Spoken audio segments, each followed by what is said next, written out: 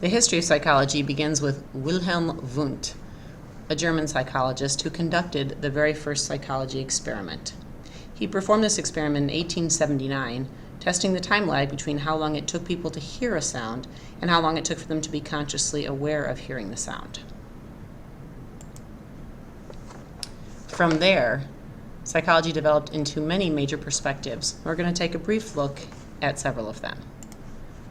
First of all, structuralism. Wilhelm Wundt and his student Edward Titchener are both associated with the school of structuralism.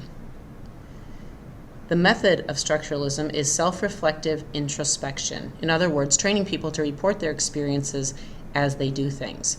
So we learn about the mind's structure from looking inside. Wundt and Titchener really emphasized to their students and to their colleagues that what a person needed to do was be able to describe their experience. So not label it, but describe it. So for example, if a person was depressed, the structuralist would not be satisfied with the label, "I'm depressed." They would want to know from the person exactly what they were feeling, what is happening in your brain. They would push the individual to describe the feelings. My brain feels tired. I feel heavy. So they would try to get the person to really identify exactly how they're feeling and probe their own mental processes. Structuralism wasn't so much a clinical approach as it was a research approach, a way to try to understand what was happening. The next school that we'll look at briefly is functionalism, which also appeared around the 1890s. William James was a strong critic of Titchener, and he said it was more important to consider the functions of our thoughts and feelings than simply identify the mental processes. He argued that thinking developed as an adaptive behavior and that consciousness and free will are critical to allowing us to adjust to our present circumstances. He also emphasized the importance of selfhood and individual identity. He believed in laboratory study and naturalistic observation. So, how would he study depression? He would observe a depressed person's behavior and their interactions with others, and he would try to understand what purpose is it serving in this person's life. What are they getting from being depressed or from behaving the way they are, and how does that impact their relationships with others? You've probably heard of psychoanalysis, or at least of its most famous practitioner, Sigmund Freud. Freud, who lived and practiced in the early part of the 20th century up into the 1930s, emphasized the importance of childhood experiences and unconscious thought processes. He looked at basically personality study and looked at childhood conflicts and parental behavior as huge sources of people's behavior.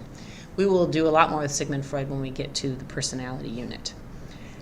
He also identified defense mechanisms. He would ask questions like, how do your childhood experiences determine your adult personality? What do we do unconsciously? He was very focused on dreams, on talking, on free association, on trying to identify latent content.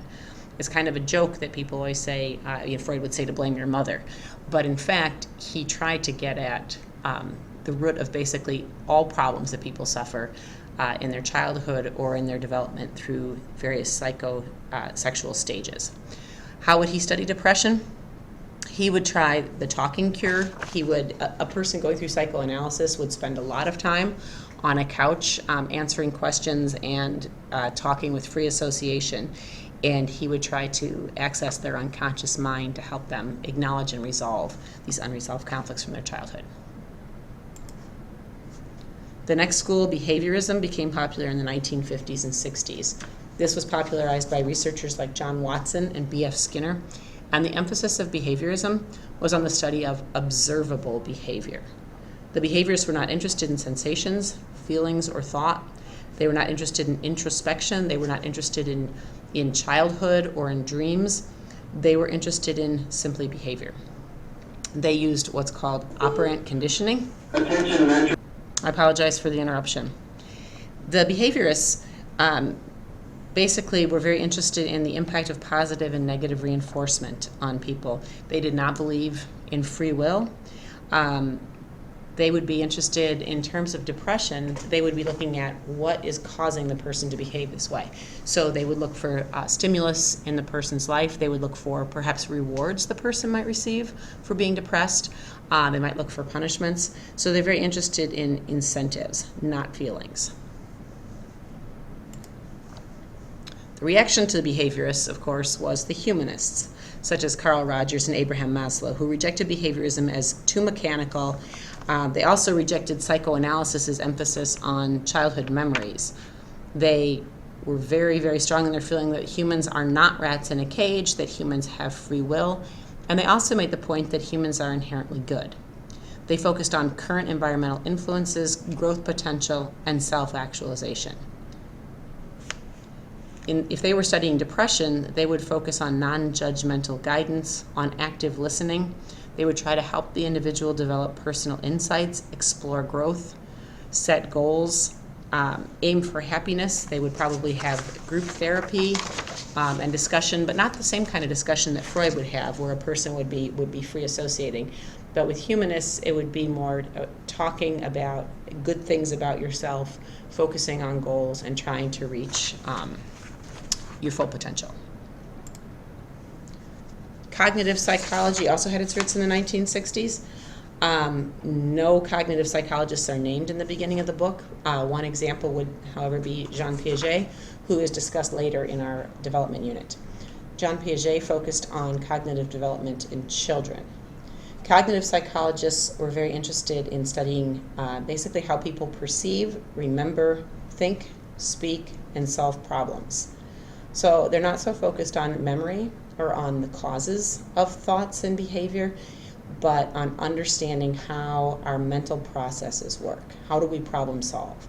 How do we judge a defendant when we sit on a jury? How do we make decisions about purchases that we might make? So if a cognitive psychologist was studying depression, they would focus on the person's thought processes, and they would use questioning to help the person identify examples of irrational thinking, trying to get the person to remove the dark glasses, trying to get the person to see the cup as half full rather than half empty.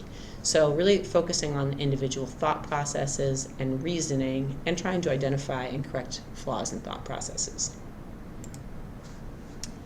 Evolutionary psychologists have developed more recently. This particular approach is probably 21st century approach, maybe a little bit earlier, kind of wrapping into some of the personality and trait analysis, and then looking at how Darwin's theories of evolution and adaptation explain people's behavior.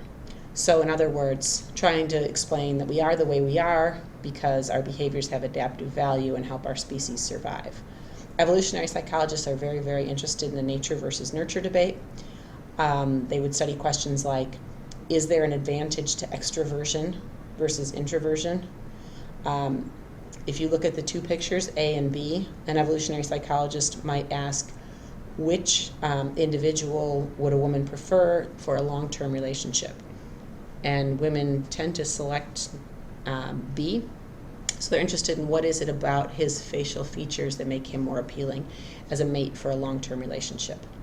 In terms of studying depression, an evolutionary psychologist would analyze how possibly depression might be an adaptive behavior. Are there benefits that we might not be seeing? Is there perhaps a maladaptation, a mismatch between this behavior and the person's current environment? Biological psychologists, also a very, very current field, and very, of course, related to psychiatry. Biological psychologists are more interested in the study of the brain, the nervous system, neurotransmitters, and hormones. They want to know for biological bases of personality and behavior. They're not interested in looking for the roots of behavior or feelings in childhood, in evolution, in terms of outside incentives, but looking more at brain chemistry and brain functions that can be treated medically. They also focus on nature versus nurture. They might study questions such as, how do we process memories? How does our memory break down in Alzheimer's disease? In terms of depression, of course, they would be looking for medical interventions, drugs like Paxil and Prozac. And finally, we have social, cultural, and biopsychosocial. This is a blend of biological, psychological, and sociocultural factors. So psychologists who are in this vein will be trying to look for cultural context as well as biology. So what are the chemical, biochemical bases of behavior, but then how are they perhaps different across different situations and cultures? Also very interested in nature versus nurture. They might, for example, study why are eating disorders more common in Western cultures than in Eastern cultures? How do family structures impact child rearing in Asia versus Europe? And if studying depression, they would look for the biochemical causes, but also perhaps cultural causes. Now on Moodle, you're going to have the opportunity to identify several schools of thought and how they would go about studying anger.